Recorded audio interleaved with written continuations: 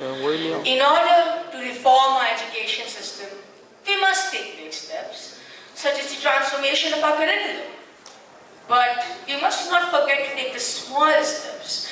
We must not forget to take steps at the grassroots level. Humans and students have always craved connection. And they learn better when they're connected, as was spoken by ma'am today. Students learn better in an inclusive classroom. To discuss more about the curriculum transformation and fostering inclusive classrooms, we have a panel discussion. We would like to firstly invite our moderator, Ms. Anuradha Monga. Then our first panelist, Mr. Madhav Saraswat. Dr. Madhav Saraswat is the current principal of the Hyderabad Public School, Begumpet. He is a postgraduate in English, Hindi and Sanskrit. Subsequently, he also earned a doctorate in Hindi literature. Please, be invited to the stage. For our next panelist, we'll be pleased to invite on stage Ms. Manju Rana. Ms. Manju Rana has invested in opulent teaching and administrative experience to promote the CBSE-affiliated Jaipuria group of education institutions. Her effectual headship has given 5 national toppers in CBSE board exams for 2 consecutive years, which 2018 and 2019, and positioned the institution among the top leading schools nationally. Please, ma'am, please ascend the stage. Our next panelist is Reeta Taneja. We invite her to the stage, ma'am. Our next panelist is Ms. Naina Dhillon. Ms. Naina Dhillon is currently working as the principal of Ecole Globale International Girls School, Tehran. An alumni of Lawrence School, Sanawar, Ms. Dhillon went on to complete her post-graduation in English literature. We are honored to have you, ma'am. Please. Our next panelist is Ms. Gunmeet Bindra. She is an alumnus of the Daly School of Economics and Calcutta University. She was director principal of Daly Public School, Rajpura, prior to joining Daly College, Indore. Dr. Gunmeet Bindra is the first female principal in the history of the 150-year Daly College, Indore. We are pleased to have all of you here. Over to you. Good morning, everyone. It's wonderful to be back face to face. We were all getting very tired of virtual, and to meet your colleagues and friends and networking. It's been a great conference, and Ravi, thank you so much for this. So basically, we are trying to talk about curriculum and how we are changing curriculum by bringing diversity into our curriculum. So first of all, I would like each panelist to introduce themselves, who they are, their names and where they come from. Go ahead. So I'm Manju Rana, Director School, St. Anandram Jaipuria School. Good morning, I'm Reeta Taneja, Principal Daly Public School, Jaipur. Good morning, Gunmeet Bindra, Founder Trustee DPS Rajpura and Principal Daly College, Indore. Good morning, I am Madhav Saraswat, Headmaster, Principal HPS Begumpet. I'm actually nervous.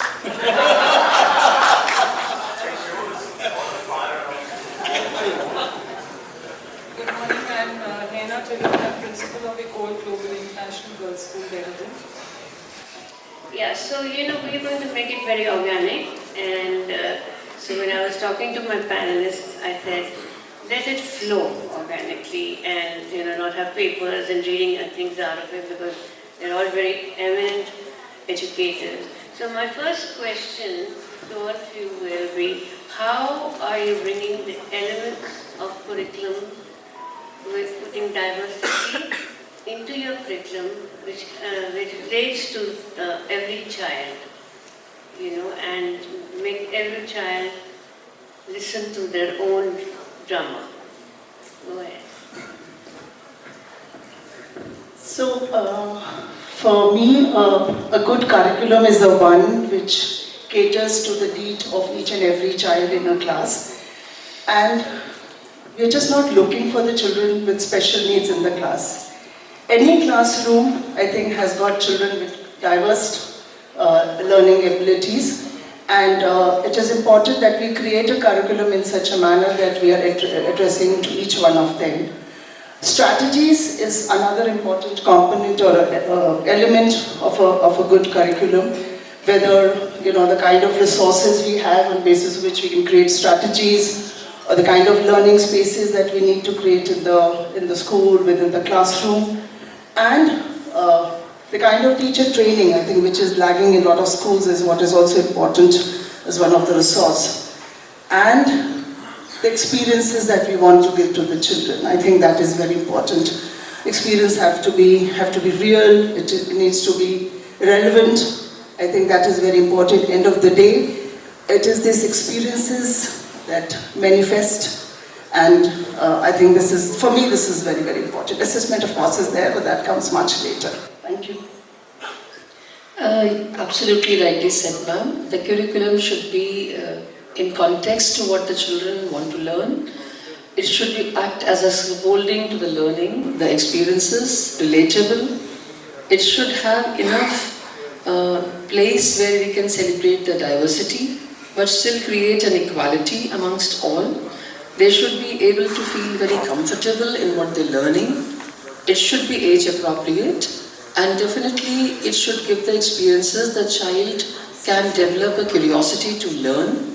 So it should be simple, age appropriate, contextual, should be little flexible, no doubt giving the structure as to how to move about, parameters clearly defined, but enough flexibility for the teacher and the child to learn and move on.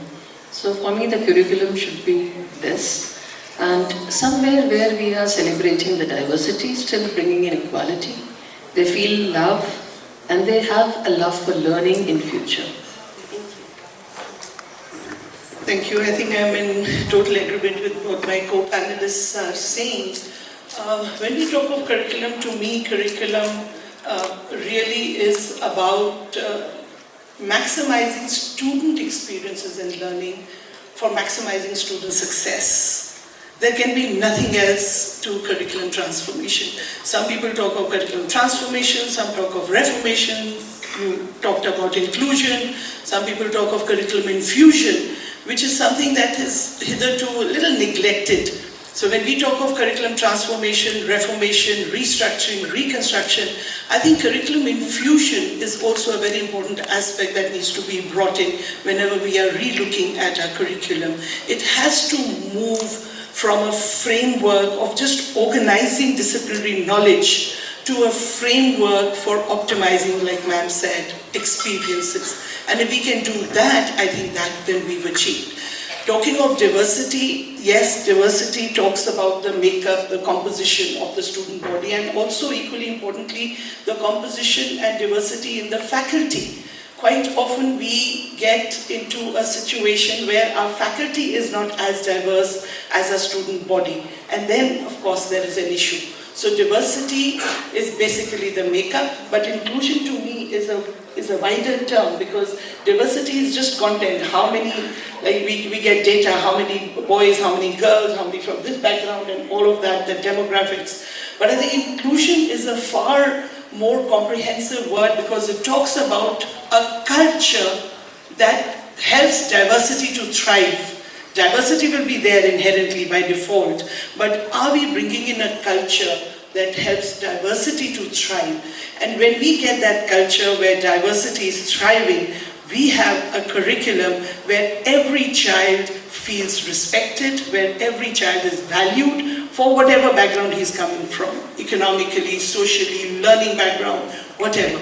He's respected, he's valued, and above all, I'll go a step forward from what you said, accepted and comfortable. I'll perhaps go a step forward and say, feel safe. Safe in the sense that it's not scared of making mistakes, you know, a little beyond being comfortable and, accepted. So to me, that's what curriculum and...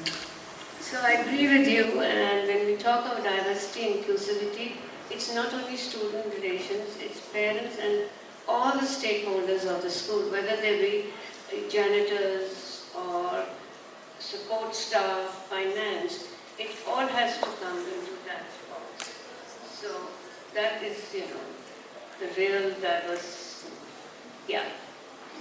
Just please allow me to take whatever has been shared so far. The entire audience here, there is no need even to explain what curriculum is. So I would like to take an opportunity to say sorry to my friend Colonel Shekhar. He has been extremely upset with me since yesterday that why I did not respond to his question.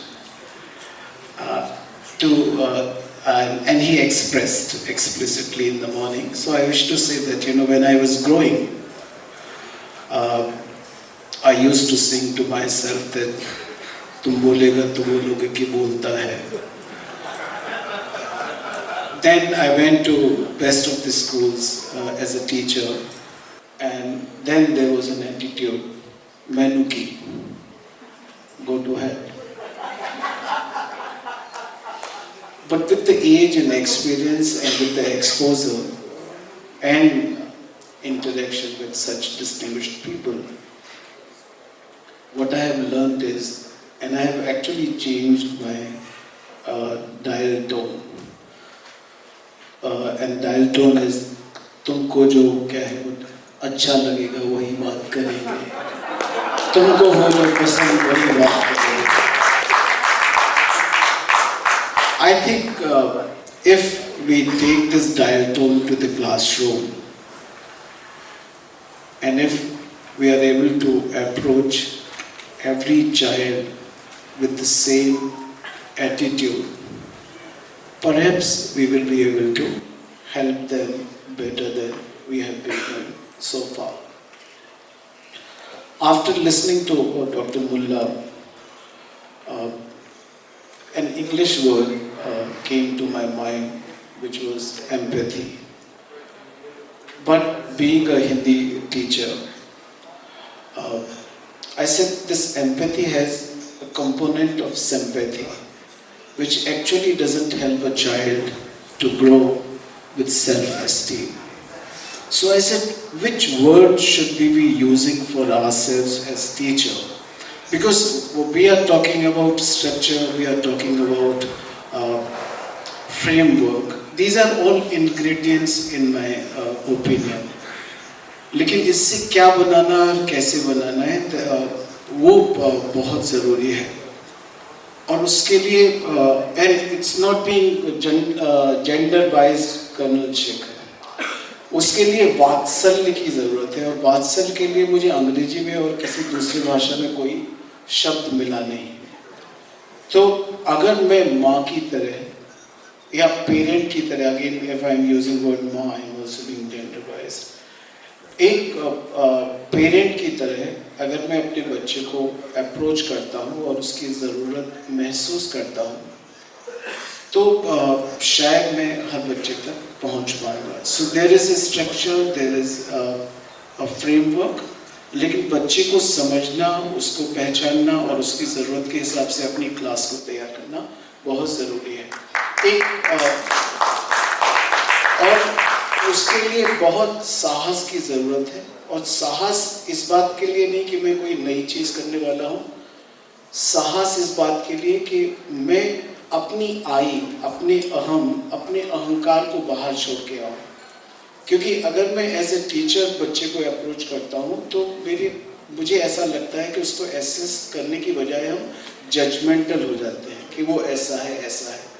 ज़रूरत है assessment की, judgemental होने की नहीं. तो अगर मैं अपने अहंकार को क्लास के बाहर छोड़ के अंदर आता हूँ तो हो सकता है कि उस वात्सल्य से मैं अपने बच्चे के पास ज़्यादा पहुँच पाऊँ. दूसरा मेरे सामने एक लाइव एग्जाम्पल आता है. रवि की आज बहुत ज़्यादा प्रशंसा हो गई है.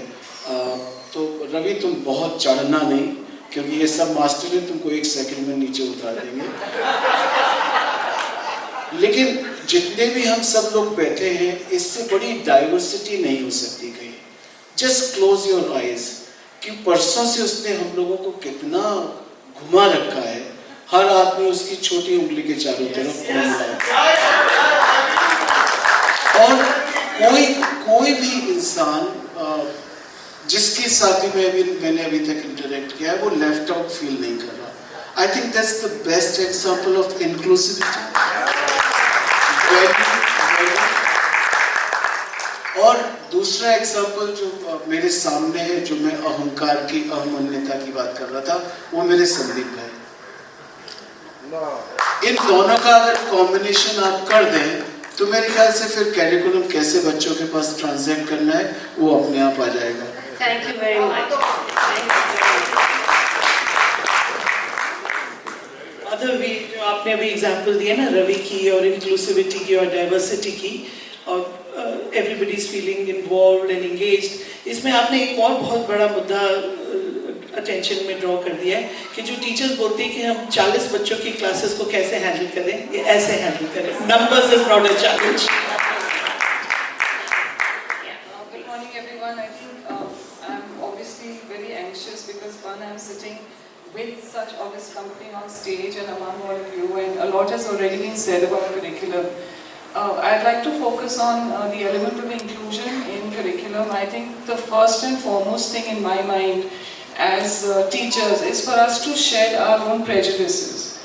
So many times, we are all talking about these very idealistic concepts, and it's a great dream to have, and we are all working day and night for it. But I find that if I was to walk into class with a set prejudice in my mind vis-a-vis a particular student or a particular ethnicity or a particular type of learner, I'm never going to be able to create an inclusive classroom.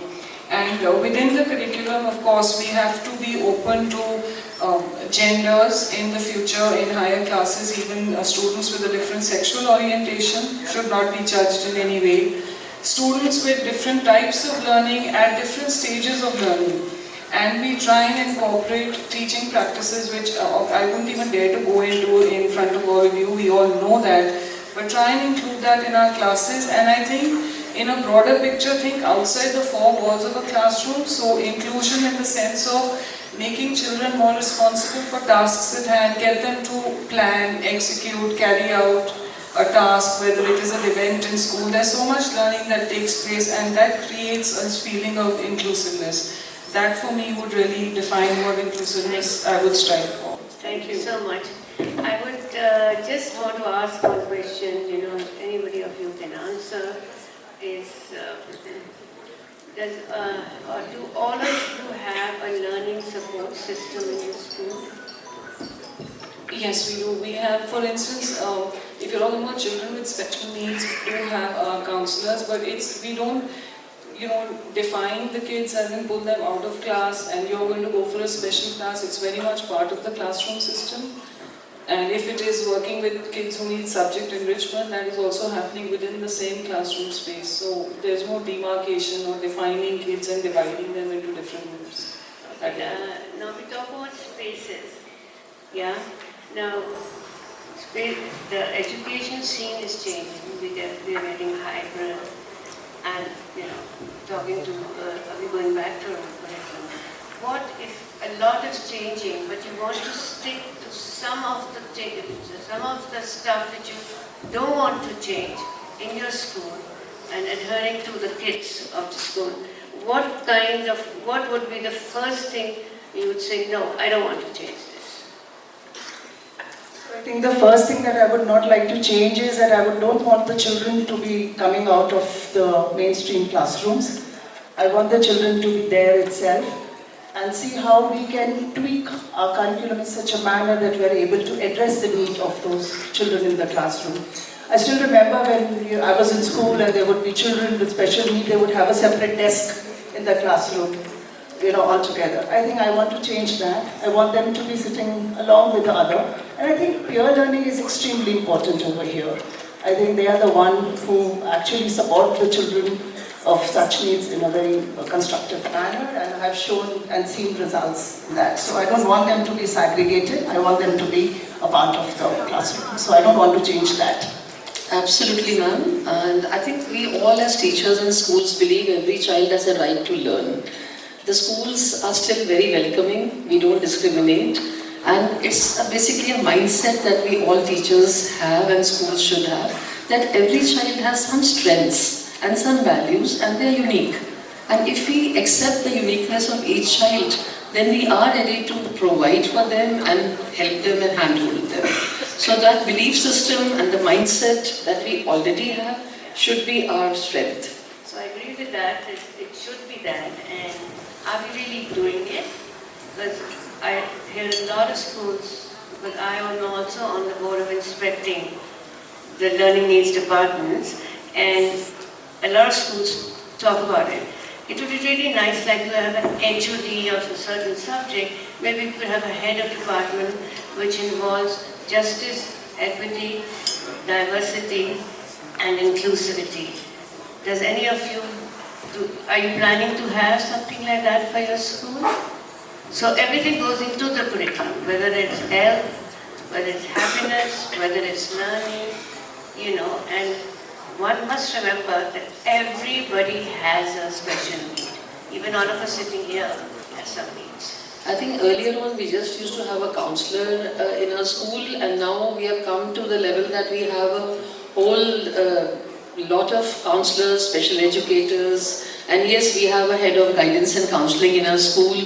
So that definitely says that we are making an attempt to integrate everybody and inclusivity, and we are accepting that yes, there are differences and we need to address them, provide for them, and still keep them all in mainstream.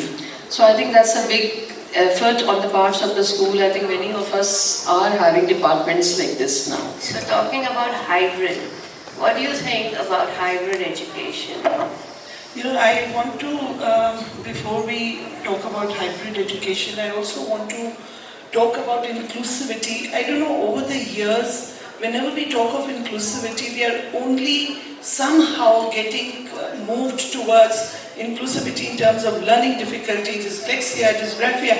I think inclusivity is a much wider term. Even people, I would say inclusivity of even the gifted children. Our gifted children are getting excluded from the classrooms. Even as a sports person, I played hockey at the university level. I got selected for the India hockey team. I'm talking about 1986. I had to quit that because along with the selection in the India hockey team, I got admission in the iconic Delhi School of Economics, and God bless his soul, my then professor, he refused to give me the benefit of attendance when I went for the India camp. And that's the time I had to make a choice between making a career as an Indian hockey team player or coming into academics and joining Delhi School of Economics. My choice was clear. I gave up the Indian team position because of lack of inclusivity to my needs as a sports person. See, the term inclusivity or diversity is very, very large. Absolutely. So one has to work with it with your own, whatever you can do. You can't cover all the spaces, but try to make it best for your school. Now, because the topic is schools and how you can help. I had 3 children, one of them has actually gone to Olympics for, he came second. We used to give separate time to them, but they couldn't follow the mainstream. So teachers were supposed to sit back when they came back from their circuits. And that is also what you're saying is inclusive. So when you talked about how each child's needs we try and meet, I think, I can speak from a boarding school perspective.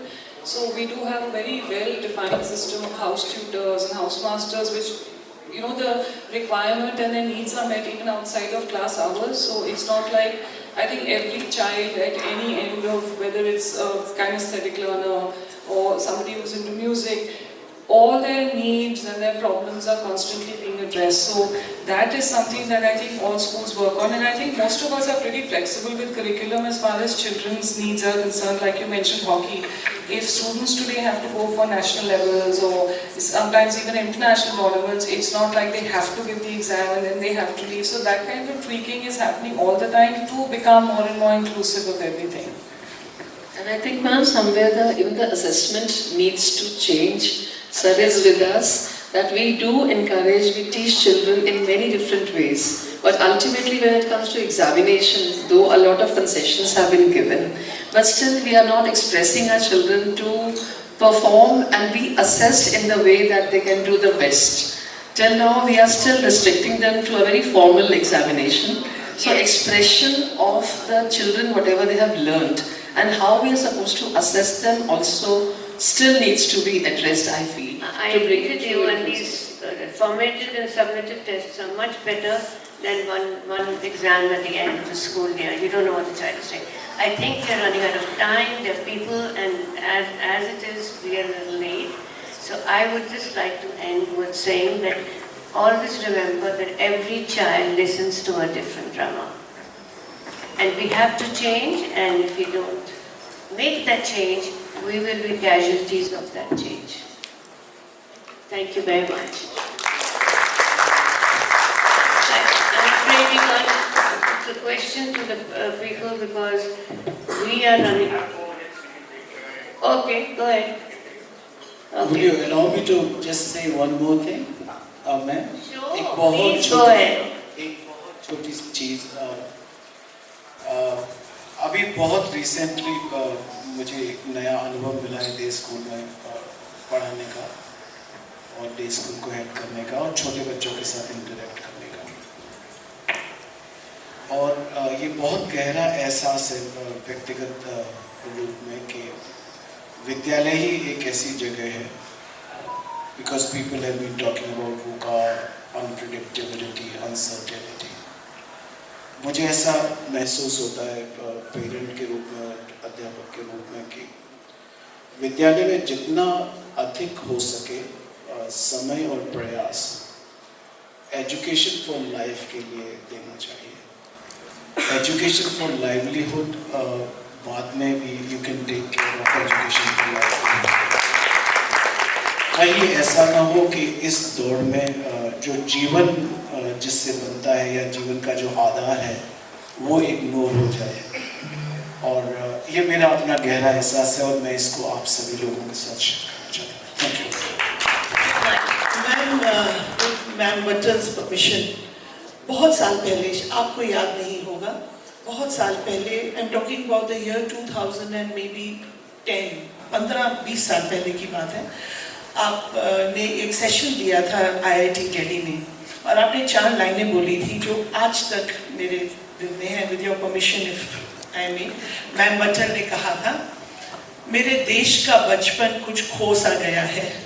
मेरे देश का बचपन कुछ खो सा गया है. ये तुमको पता है ये मुझको पता है. आओ मिलकर हम सब ढूंढे इसको. ये मिल जाएगा ये हम सबको पता है.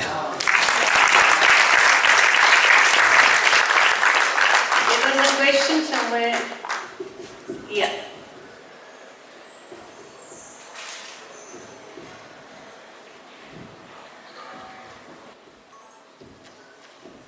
This is Dr. Angelo, Principal of Stepping Stones High School, Aurangabad.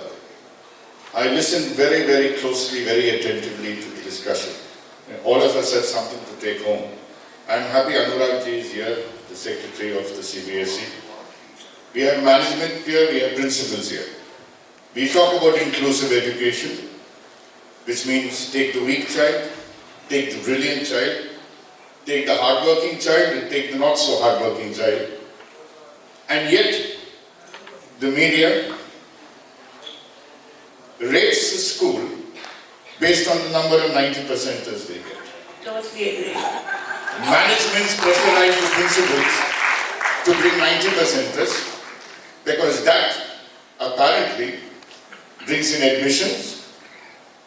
Nor the media, nor anybody else comes and pats the principal and the teachers on the back for taking a 50%er to a 60% and a 70%er to an 80%. No one looks at that. I can stand here and give you many examples. My school is in the outskirts of Aurangabad and I had a farmer coming with his daughter. मेरे बेटी Marathi medium से पढ़ा है. मुझे इनको 11-12 आपके school से मैं रोज आपके बच्चे को देखता है बस में जाते हैं यहाँ से. 2 words came to my mind: risk or challenge. I took the challenge. I didn't worry about the risk. I admitted the child in class 11. The girl literally fell on her knee in my office and said, "Sir, please give me TC. I can't manage." I said, "I will not give you a TC." I put a teacher 1-to-1 with her subject-wise. That girl passed her class 12 with 62%, which was more for me than the 99%. But no media guy came to listen to that story. I got a call from the Lokmat Times asking, "Please send me pictures and names of students who scored 90% and above." I hope someone brings about a change, and then this inclusive talk will make more sense. It's the same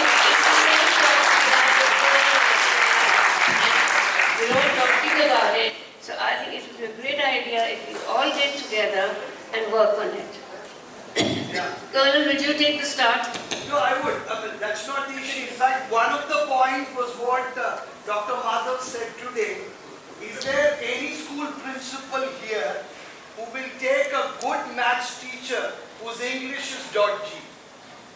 It won't happen. We have seen this happen. So inclusivity has got a lot more to it. Oh, a lot of it. Lot more to Yeah. it. And the parents come up and say of those things. It's much larger in perspective.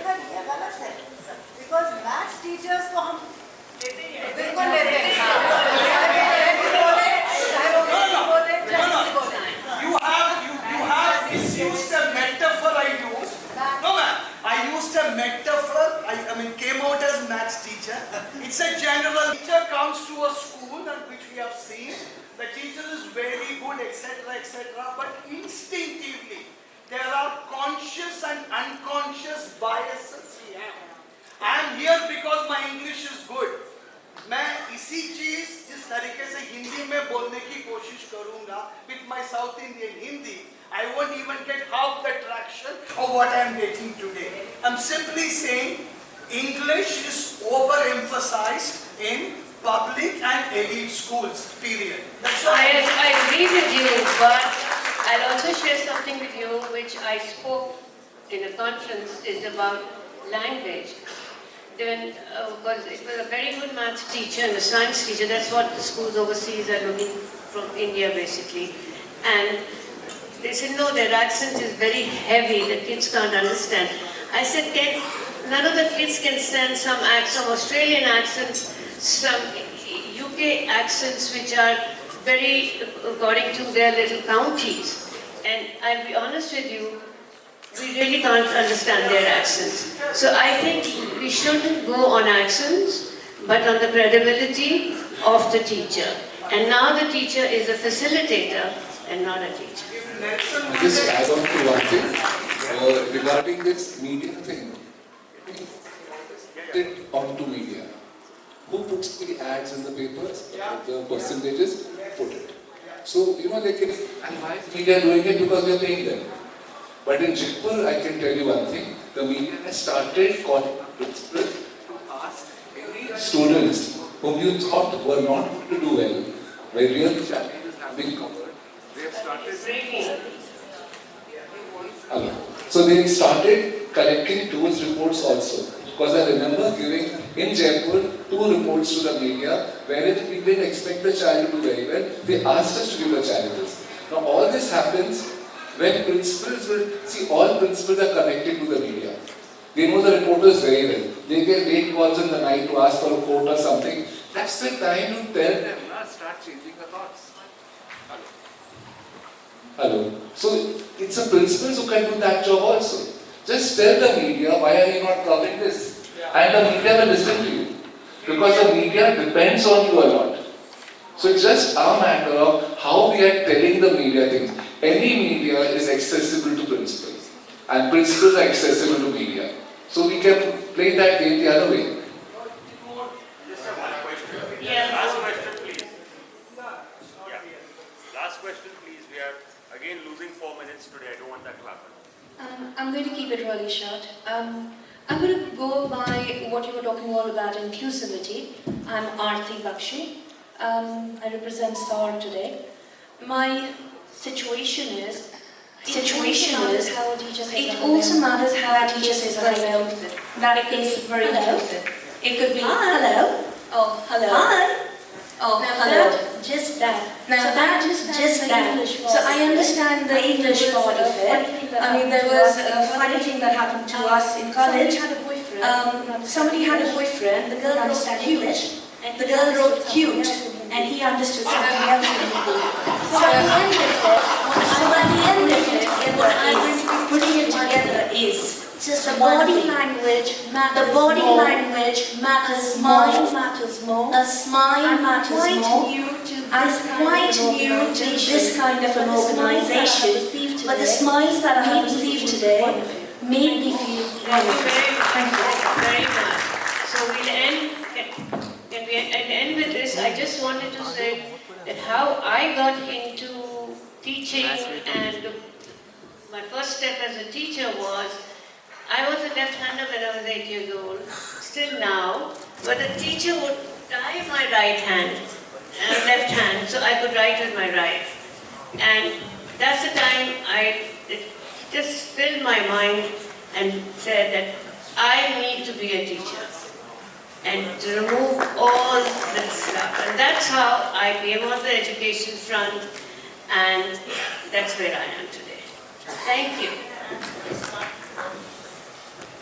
You know, in my experience, I've seen that all the special educators are the one who have a child with a special need. And they are the one who have taken up as a profession. So I think that's what. I agree. The most compassionate educators are the ones who have either had a difficult situation themselves or have had a child. So they understand it the best. Thank you. Yeah, sure, go ahead. Sorry. Good morning. I'm sorry I'm breaking all cues, but I thought since it's about inclusivity, I wanted to say something, and since we are all educators here, I just wanted to know if we are I don't mean any kind of demeaning or slighting of anything, but I am talking from a personal experience, and to that I would like to also add. Right now, I'm the principal of a school, but there was a point when I was looking for professional development, and I was recommended for a particular position, for the principalship. I was called for an interview, and they said, everything is fine with you, but your physical challenge is a problem. Why call me?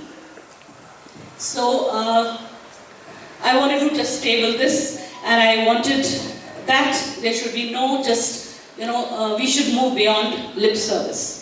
Thank you. Very well taken, thank you. But I think a lot has changed where hiring is concerned, but we who run conferences, Ravi, all of us should keep that in mind, and we apologize for that. Good one. Thank you. Ravi, can I just have a minute? Yeah. 10 seconds. Thank you so much, ma'am, for your observations. I think we are here talking more about inclusivity in our classroom spaces, and I think CBSE has also given us a lot of guidelines as far as ramps, etc. are concerned. So we are all trying to make school spaces as friendly as possible for everyone. And I'd like to share a personal anecdote. My father was a teacher and an accomplished headmaster in his own right. He had his leg amputated when he was a cadet in the NDA, and I have observed him very closely. He went through his entire teaching career playing tennis, taking kids for high altitude treks, and he was just such a source of motivation, and I'm sure you are too. I'm not being patronizing, but I think that was my biggest example of inclusivity, because he did everything and we weren't allowed to use the word board in front of him ever. So, nice to have met you, ma'am. Thank you. Thank you very much. All this is being done now. Some of us are on the accreditation teams, we go to different schools. We do see this, and it's a cross if they don't have this kind of infrastructure. This is going on, and the other people to speak.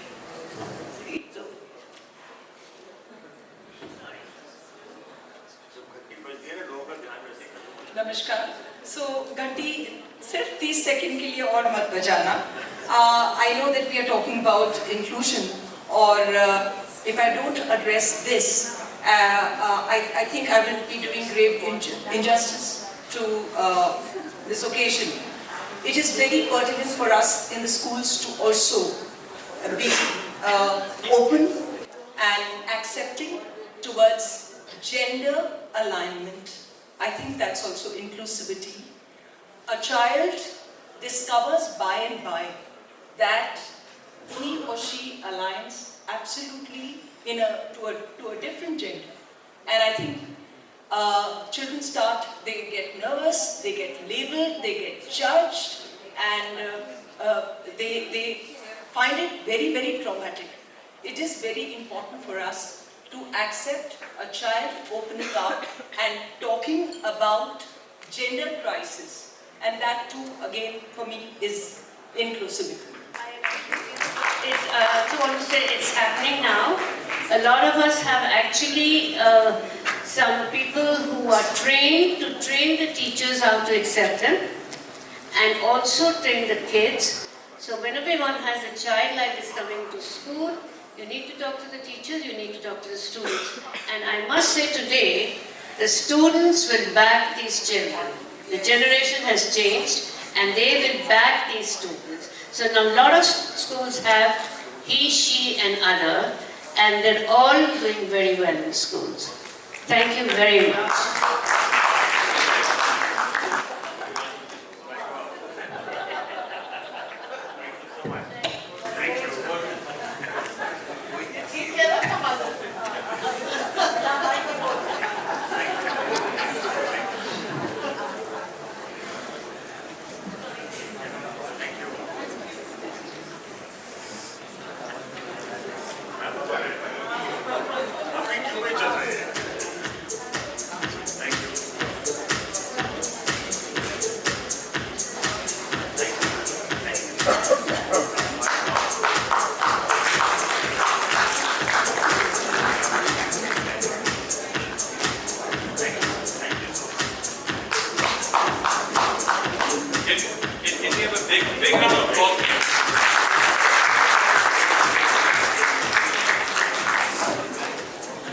Thank you so much.